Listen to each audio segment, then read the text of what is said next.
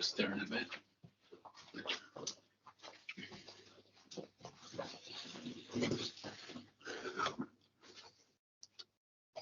Cool. Right. So we were going over priorities when choosing where to live. Yeah. And we got skiing, drum and bass, parties, ski people, good people. And like a good distance to a primary school as well. Yeah, that's no, that's not a priority. Oh. That was a sarcastic one, I'm sorry. I was like writing it down like way. It's so funny in America, like the people, they don't always get your sarcasm, you know. Cool. When I was in Nepal with Jack and Freshta, so my Afghan friend who I've like been on a few expeditions with in the Wakhan corridor, and recently was climbing with in Nepal, and Jack, one of our mutual friends, Mr. Foxcroft himself. But we all went to base camp and then we finished climbing with Jay. But on the way, we meet this big group of Americans. And they're like, oh, what are you shooting? And we're like, we're shooting a sci-fi movie. And they're like, oh my God. And then we're like, oh, yeah, this is like our Afghan friend. We're going to go and climb a boot chain, make an expedition movie, blah, blah, blah. But they were still like, they still thought we were making a sci-fi movie. Like, they just, and then after half an hour, we're like, no, we're not. Like, they're like, oh. I was like, Jesus Christ. Just kept stringing it along. It's kind of cute sometimes. Cool. And with these priorities, so do you think, did you consider those main priorities when you were moving? Because I guess we're not going to have Greenwich to Sussex as kind of an active choice. Was that? No, I mean, no. So Sussex is where my mum took me. Yeah. Beyond that, I went to Swansea based on them giving me a place at the uni. When not that many other places would. Okay. And then Birmingham happened because my friend was making videos and I was having fun with him. So I guess I moved there for work reasons, but at the time it wasn't obviously paying anything yet. I went to Birmingham with a dream. Hey, you know, that's what it's known for, and the Birmingham dream is still alive and well. I remember when I was selling keyrings in nightclubs on like Broad Street. It's like the generic shit Hindu fucking stag party street. And I was like thinking like, oh man, wouldn't it be like so cool if one day someone paid for me to like stay in a hotel in a different city and take sell keyrings there or something. Like all I wanted was like one night in a hotel. And now it's like, fuck me. It's been like the last 4 or 5 years, more or less living in hotels. Cool. Then we have, did you consider your priorities, these priorities that you have now when you moved from Birmingham to Bristol?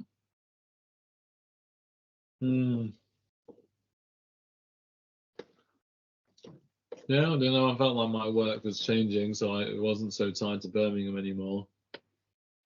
And I was excited to come and have more parties. You know, so many times I've been to Bristol, it had been so good.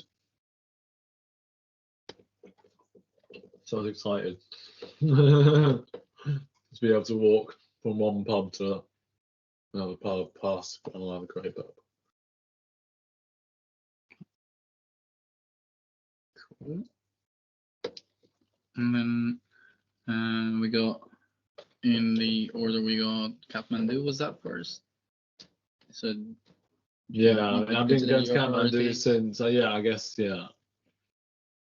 from Bristol, that was kind of the first place I really started spending a lot of time.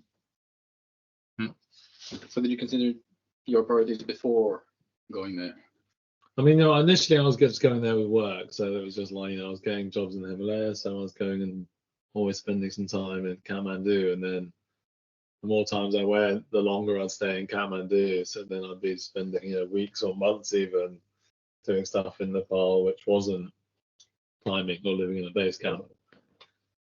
So Yeah, I lived in different places. I lived in hostels and flats, blah blah blah. Well, to consider your priorities when you were going to Alaska.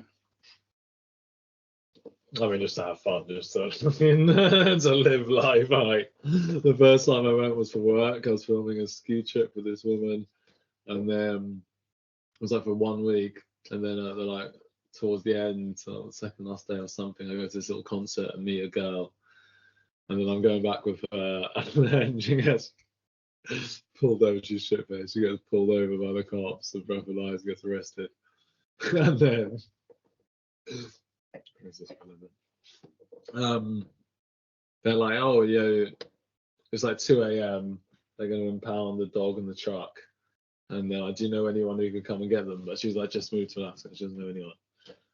And I was like, I was feeling kind of sober. I've been like smoking, drinking all night. But I was like, can I just try the breathalyzers? I breathe in and I'm under. And it's like, okay, so you can drive. So they just disappear off with her. And I'm trying to like work out how to get the automatic into like reverse. You know, I'm not really used to driving though, and I turn around. And then follow, like, I'm like, sure, that's the fucking same truck. Follow it into town, and there's like park outside Valley's police station for like maybe 2.5 hours. I'm just sleeping with the dog, and then she gets released, and then we go back to hers, have a great time, and then she drops me off, and then me and the woman go heli skiing the next day, and I've had like 45 minutes sleep, or maybe plus an hour in the truck, but yeah. Alaska's sick, basically. Cool. First it was work, and then it turned into something else.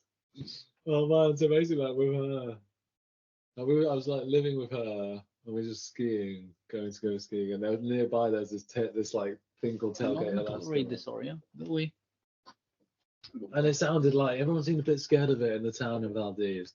And it sounded like it was gonna be proper like Donald Trumpy, like petrol heads, just like the snowmobile, like yeah. And then we thought, okay, maybe on the last day we'll go check it out. And then it's like on the Wednesday, and there's these two dudes hitchhiking. It's like this American dude and this Japanese snowboarder called Orange Man, and all his shit's orange, like head to toe orange. Doesn't speak any English, but he's just rolling zoots non-stop and smiling. Like, fuck yeah. And then we take them back and they're staying at this place, and it's like fucking heaven, man. It's this car park up in the mountains, like not a sprinter in sight. You know, everyone in their little hodgepodge vans and their little crazy wooden cabins on the back of pickup trucks, and it's just the best people, man. The most fun. So that's why I want to live in Alaska. Cool. And then, you know, I work in the mountains, and I always wear these stupid leopard print coats. I think they were funny, but then all the rich people, like, they don't really get it. They're like, "Oh, let me wear it," and it's like, ugh. And then I go to Alaska, and there's a fucking getting the party started. There's a dude with his like purple furry coat with a boombox on the back of a snowmobile driving up and down the car park, like getting everyone hyped. And I was like, I found my people. The Mountain Furry Coat Brigade. That's what the home I want. There we go. Boom.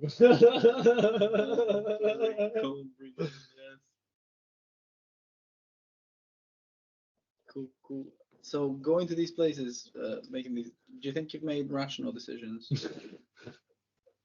Oh, I fucking don't know, mate.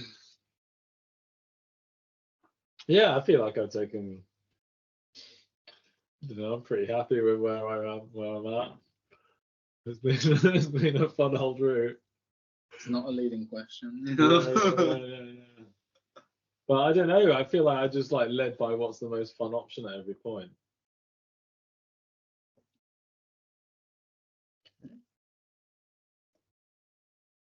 What about Swansea? So moving to Swansea, was that rational? Yeah, I mean, I regret that decision. That's probably one of the. Well, do I regret? I mean, I didn't do the right uni course, so. But yeah, again, it's like. I don't think it was the worst decision I made. I don't know.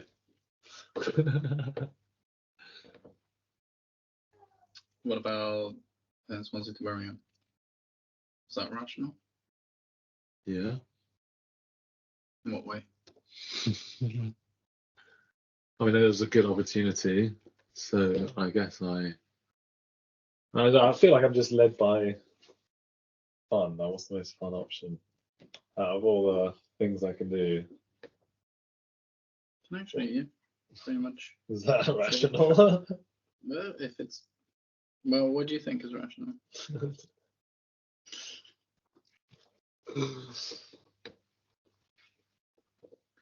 What about? I don't know. I think I'm just like open to the world, so it's like if there's an opportunity, I'm like, oh, let's go. Jumping with 2 feet, but sometimes you like land and do a little awesome commando roll and look super sick, and sometimes you fucking slide on your ass. Look like a bit of a Yeah, yeah. And this is why I was actually thinking. That's what I was saying earlier. That I'm not gonna mention what I've been debating. Is with the brief for the documentary. Yeah. Initially, I was saying like finding home or searching for home. That's kind of the hard thing. But I don't know. There is always a part of me that wants to think about like finding home, but also it's like something that always pops up in my mind is that it's like we won't belong, but it's like we won't belong because there's this feeling that you're just about to find where you're gonna fit in, where you're gonna find home, but then it also could mean we won't belong, right? It's difficult to feel a sense of belonging. It doesn't just come packaged. So I don't know if I want to introduce that problematic aspect of it because like everybody loves a hopeful message in a documentary, right? It's like, and then you're gonna search. Eventually, you're gonna find one place. It's gonna be home. It's gonna. Yeah, I mean the problem is like my journey hasn't ended, so it's like I'm ticking off more places that I thought about possibly living in and deciding that maybe not the vibe. And I didn't, but yeah, it's like was a happy ending me living somewhere for 5 years, the nice routine, going jogging or snowmobiling every day. Oh, yeah, that was a sick ending. Let's see.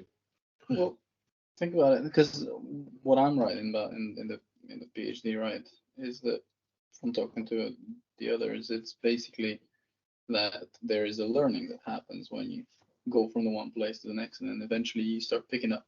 Most people don't move, don't have that experience, and then people talk about the practical stuff like yeah, like getting the SIM card. I'm like boom, boom, boom, boom. Yeah. In a lot of places, in some places I'm like, where's the hotel to? Can I have a SIM card, please? It depends. But yeah, just kind of get used to it. It's like you'll work it out. It's gonna be okay.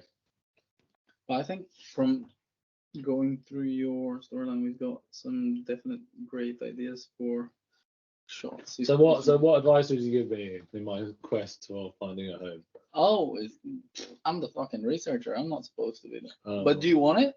Yeah. If it was, but that's like just. I should probably be doing the thing that like Daniel Kahneman, one of the guys that is like this Thinking Fast and Slow book. I don't know if you come across that. I remember you talking about Yeah, it. did I mention it? Yeah. So, inspiration for some of this thing because some of his work doesn't apply to everyday stuff, but it helps you think about whether you're thinking rationally or not. But basically, he always said in interviews that he doesn't do advice because he knows how people are and like how difficult it is to follow advice, to even make your own advice. I don't bloody know if I should, but should I?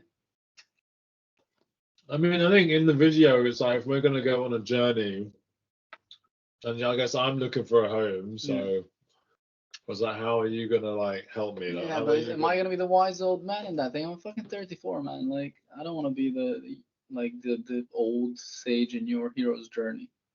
Not necessary. I think the message of you're on your own is yeah, well, like what bit more. information? I mean, how like No, if we had to structure it, right?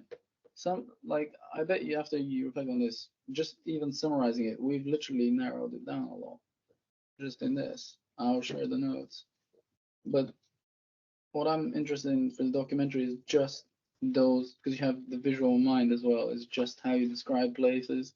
These are just such good shots. They don't need to be those, but like you just have like, okay, park and cut this arc, obviously. And when you talk about the stuff that you're not interested in, it's clear, right? Yeah. Like, it becomes very objects and things. Yeah. And you have like the semi-rural calm, but then it goes like a bit of interest, like bus shelter, sitting with the cider, you know. Then you have stuff like the British monsoon.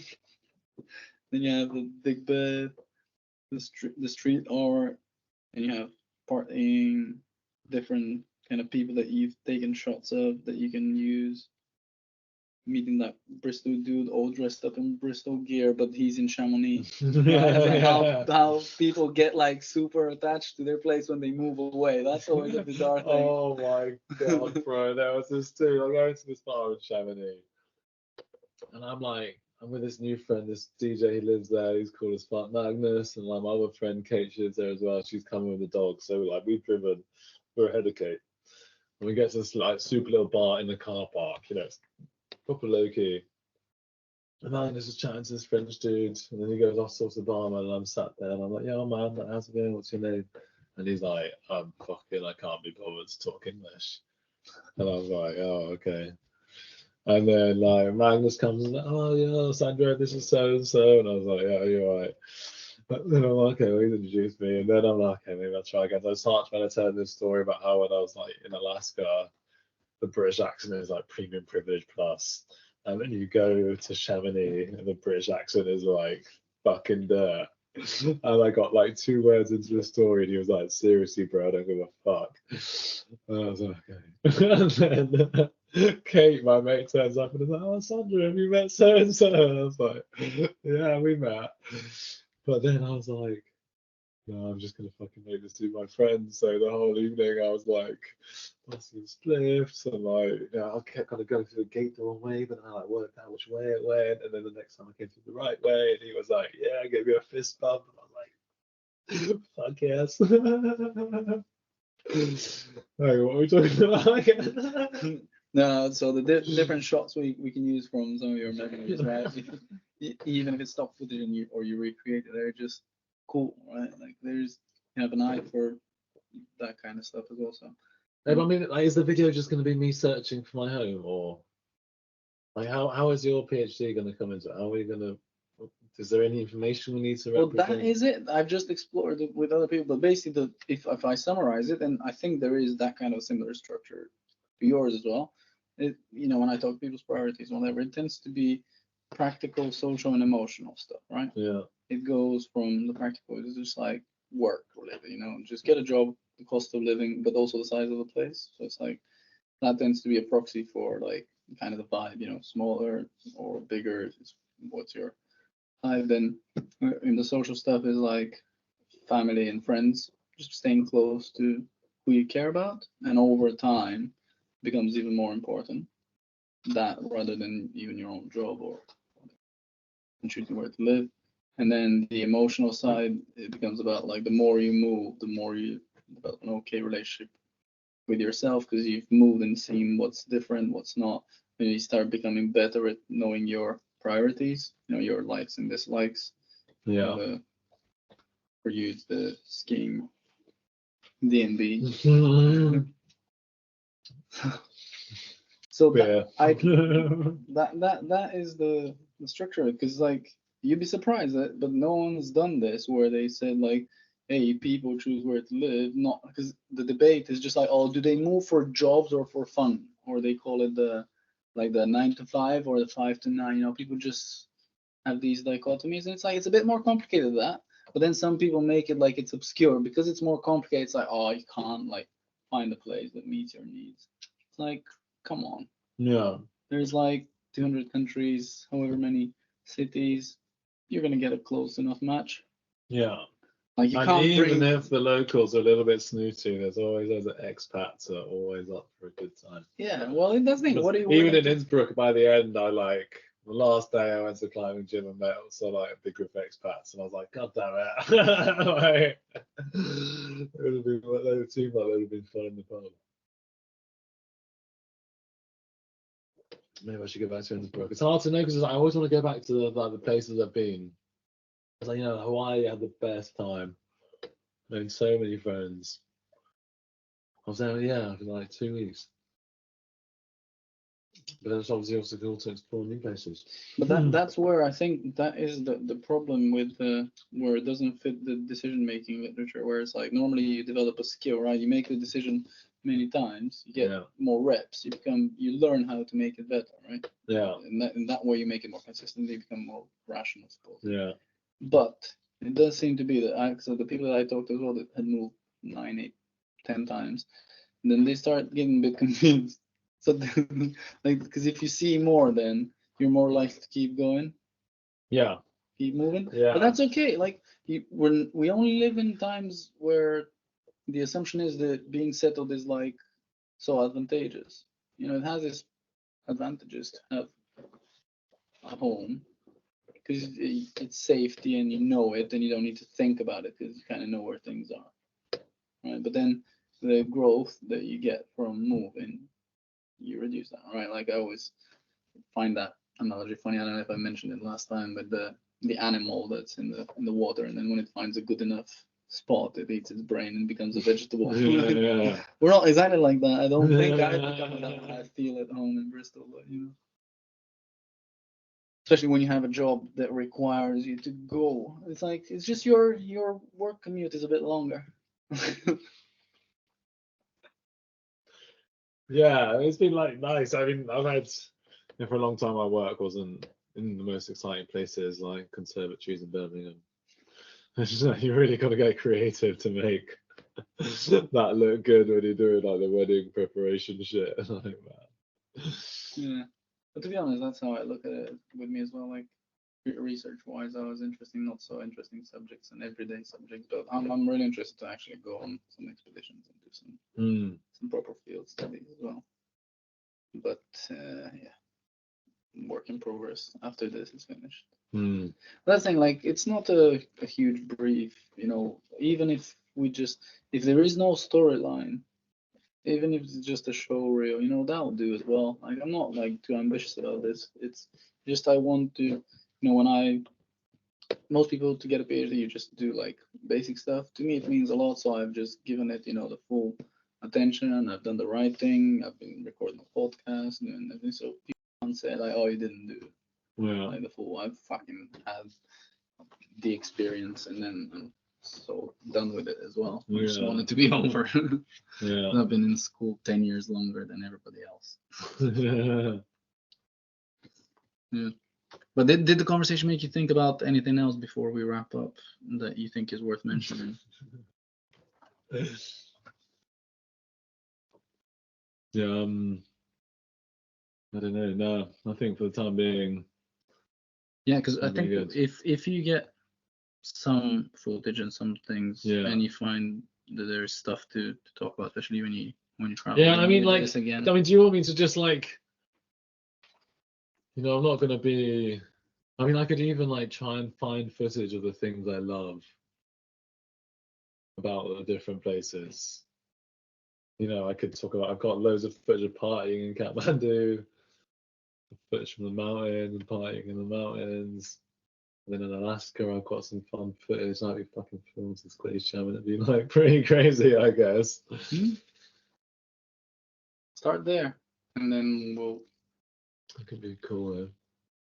Everybody dreams of an open brief, and then when they're given an open brief, it's a bit difficult. But that's why, like, I'm not trying to be just like it's anything. It's still like I think in the thesis, it's like practical, social, and emotional stuff. Most people just think about the juxtaposition between your practical and kind of social stuff. It's like you're either going to be with your family or you're going to be prioritizing work. But again, it's not as simple as that, but it's not that much more complicated.